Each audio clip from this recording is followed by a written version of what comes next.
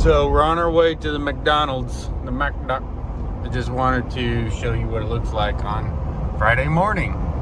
You know, the traffic is amazing Friday morning. And it's not even super early, it's only 7:30. So I'm gonna go get some gas and I'll show you that process for anyone that wants to learn about Kuwait. If you're coming to Kuwait, and you're going to be living on the economy, I'll show you how to buy gas. How about that one? So I'm here at the gas station, and all the gas stations, the gas is the same price. State, sets the price on fuel. So there's just a few different companies in Kuwait that sell gas. You pull up, make sure you have cash on you, because I think basically every gas station I've been to only accepts KNet. So if you have a Visa card, MasterCard, Amex, it's not gonna work. Cash only. And then the ATM inside of the gas station, if there is an ATM, is gonna be hit or miss. Maybe it doesn't accept your card or your bank or whatever. So ATMs out here, I try to go for the blue ones or the green ones. The blue ones don't charge a fee. The red ones charge a fee. I think it's $3 or $4. And but again, those are also hit or miss, because you'll go up to a blue ATM, which is NBK, and it may not work, where NBK accepts your card at other ATMs. So again, just find your ATM that you enjoy using, and even if you have to drive across the country to use it, grab some money out of it, and remember where they're at in the city, the ones that work for you, and just keep cash on you, because half the time you're trying to make a purchase, it's only KNet, especially with like phone service, prepaid internet cards, SIM cards. So here's where you buy a bunch of plants. It's right next to the Friday market, and you'll have Arabs sitting over here in the shade, trying to get money off you. But yeah, basically they sell plants. It's, summer's over. They're gearing up here. This is mostly dead during the middle of the summer, but the winter time, this place is bustling, man. People are buying plants and flowers. And, yeah. So, we're gonna go to the Lulu's, where the McDo is, and have some more adventure there. And then, we're gonna go to the Friday market. Stuff does not open for another 30 minutes, because, Friday and Saturday shit just doesn't open early in the Arab world. What the hell are these fucking people doing? Yeah. So anyways, we'll get there.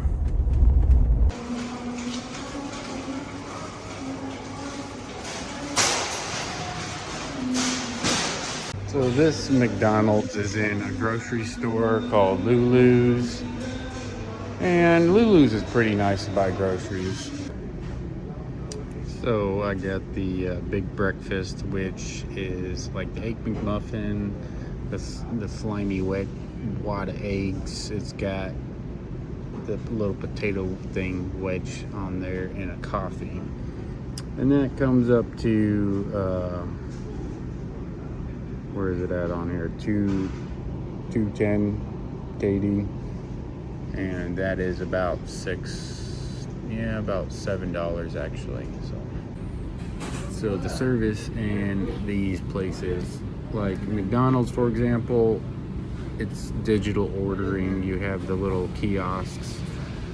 Those are always broke. So maybe the screen's broke, maybe the machine hangs up or whatever, but you go to pay with your card, and it's hit or miss if it's going to accept it. So like the communication between the actual little card reader and the internet doesn't work, and then you're basically reordering after waiting in line there, going to the front, trying to reorder, trying to wait in line. And Yeah, so you do a lot of things twice in Kuwait, at least. You do a lot of things twice. The service is, when you interact with the people, is actually pretty good. It's better than America. Wow. So this is what the coffee looks like. Mission complete. Got some early morning McDo. Gonna walk over to the Friday market. Actually, I'm gonna drive to the Friday market and then walk around the Friday market. Anyhow, so we'll go experience that together. Alright guys, we made it to the Friday market. I'm gonna do a little walking around in here. At some point, I was basically doing this every weekend. And mostly what I was looking for was RC cars, like vintage RC cars, a lot of old nitro stuff. And then I was getting some luggages also because they were on sale. So one thing I already have noticed is the security. And I've noticed that in the malls because what Israel, is blowing up in the Middle East. Yeah, so people are a little more aware of the possibility that, there could be attacks also in Kuwait. They have in the past, so, and that's something I've brought up to my management, but, they didn't really care a whole lot, so that's a whole nother subject. So you have furniture here. That's this whole section. They divide it up into sections. Beds, furniture. That over there is rugs. This stuff is it's nice stuff. Wardrobes, couches, beds, but I don't need any of it right now. Good prices. It's homemade. I mean, not homemade, but made locally and made in Iraq, I imagine some of it. So also, for example, the lady that I was renting from, she charged 100 KD a month for a refrigerator and a washing machine. Here you can buy a washing machine, a used one, and a used refrigerator for 100 KD easily. So if that's something that you want to explore when you get an unfurnished apartment, just come to the Friday market. They have a whole bunch of them here. They have stoves, like I said, refrigerator, washer dryers. They got everything here. Everything you need because people come and go so frequently in Kuwait. Foreigners do. And all that shit ends up here. Like the stuff I'm leaving behind, it's going to end up here. So, I mean, it's dirt cheap stuff. Some of it's kind of a rip-off, but you gotta negotiate. So here we have some weight equipment. This is the section I usually explore the most because it's like the household stuff, personal items. You got a lot of electronics. A lot of it's junk. Could be broken. You won't know it's broken. Battery's dead, whatever, missing the charger, missing pieces. This is the area that you can really find some cool items if you spend the time looking. They also have a tool section. It's all jumbled up stuff. Some of it's, in this section, most of it's all used, old stuff. Like this dude has a pile of locks. It's organized, so if you're looking for locks, there you go. Perfumes, just household stuff. There's a whole bunch of speakers over there, like broken tablets. This place is actually really busy. So here we go, some RC cars. Go look at these.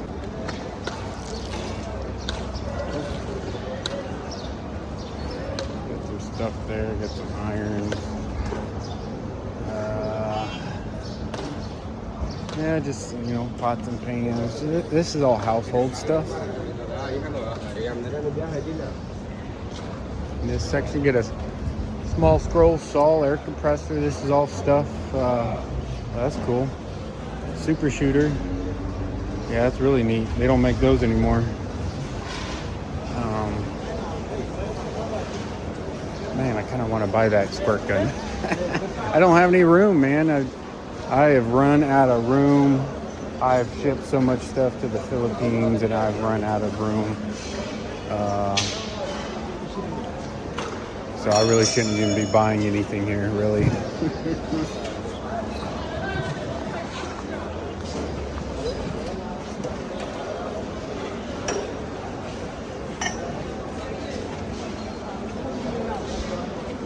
Yeah, this is like a really good time because beginning of the scrounge season due to the weather. I mean, the weather just got nice out, so everyone's here. This is all full. Some of these lots that the spaces they have are a lot empty, a lot more empty. So this time it's completely full. Since last time I've been here was probably July.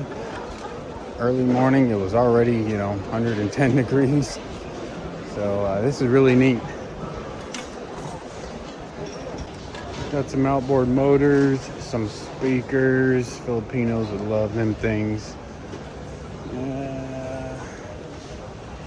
Got some no-name RC cars. Not looking for the little kids' toys. I'm looking for the old school hobby grade stuff. So here's some, you know, random sockets, tools, wrenches. They do have another section that's like all brand new Harbor Freight, Chinese made, stuff like that. They have a clothing section, new and used.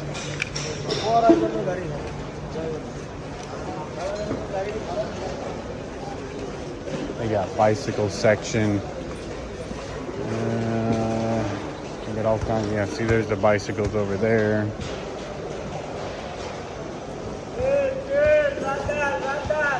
Yeah, so this is like mostly used stuff. Everything you see here, they also have a section of new items, basically. Like I said, everything in this area is basically taken from expats when they leave. So this section over here looks like the used furniture, and it goes on forever, basically. This is also very full. It might have something to do with expats leaving Kuwait and the recent building fire they had. A lot of people started getting rid of excess items. So some of that stuff ended up here. Somebody's trying their concrete breaker on the tiles here.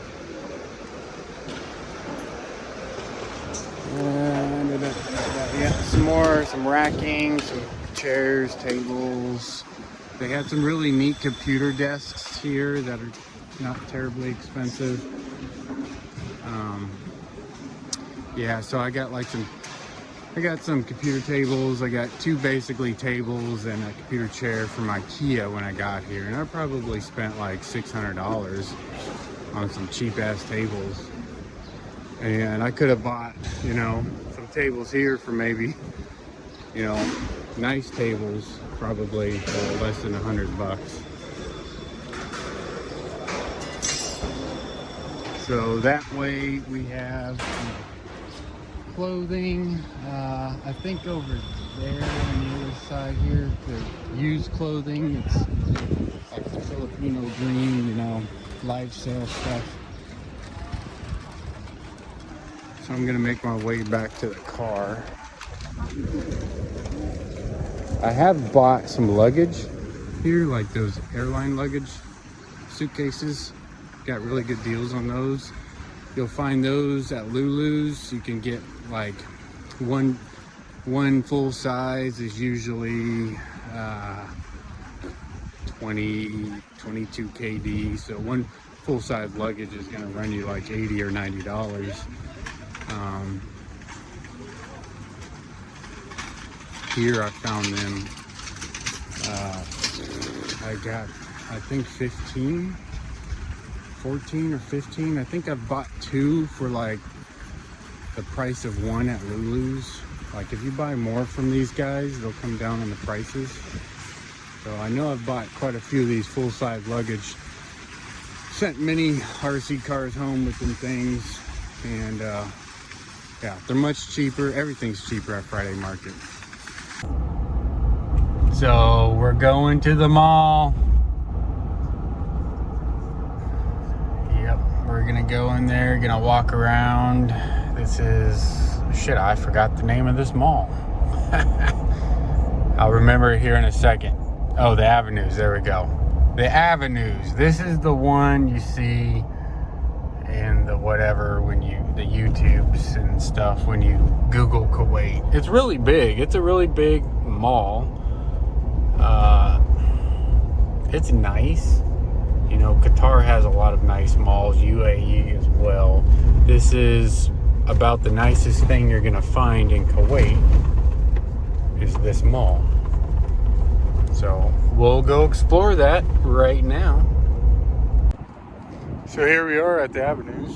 This again is Friday morning. It's empty. Parking lot is empty. Give it another hour or 2. It's going to be completely full here.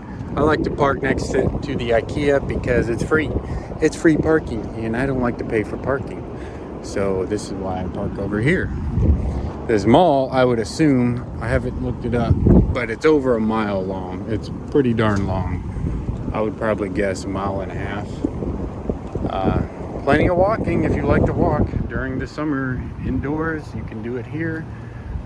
Like I said, early morning or even during the weekday, you can walk early morning and it'll be empty. You can just walk. Yeah. Bookstore, IKEA. I probably won't even go into IKEA. It's just an IKEA. They all look the same. So it's actually frustrating to go in there. We'll go walk around the mall here. There's 2 theaters in here, I know. And I've been to both of them. They're nice. The theaters here are pretty nice. What I was saying. So we're in the mall here. NBK, the blue banks, the blue ATMs. You can kind of see back there. These guys here. They don't charge an ATM fee. Your bank may still charge you something because it's a foreign transaction. I know one of my banks do, the other one doesn't. So just be aware of that. If you're going to be over here for any amount of time and you do not want to open up a bank account locally, which I did not want to do for many reasons, find out which bank you have or can get in America that doesn't charge foreign transactions. Otherwise, you're going to rack up a lot of expenditures that are unnecessary. So we'll walk this mall here and show you some things. So it's still early. Like I said, empty. They're all closed, all the restaurants. I think McDonald's is open here. They have, I think, 3 food courts with their fast food. You do have a bunch of like spread out coffee shops. You probably have in this mall alone maybe 4 or 5 Starbucks probably. I know there's one there and there's one right over there. So there's a few more. There's a Lego store in here that's pretty cool. I'm not into Legos really. I was when I was a child. But I have a friend in Texas that really loves Legos, man. He spends thousands of dollars on these Legos. For me, it's RC cars, so whatever. You have some high-end shops here. They are mostly down that way. You have all your Louis Vuitton, Gucci shit. I'm really not excited about crowds, especially here. So early morning is really nice. If you're to come here afternoon or whatever, evening, this is gonna be so busy. I'd just rather not. So you have Hollister down this way, H&M, another Godiva shop, Banana Republic. There's Muji. So here we go. That is Starbucks number 4. I may hit another one before I exit here.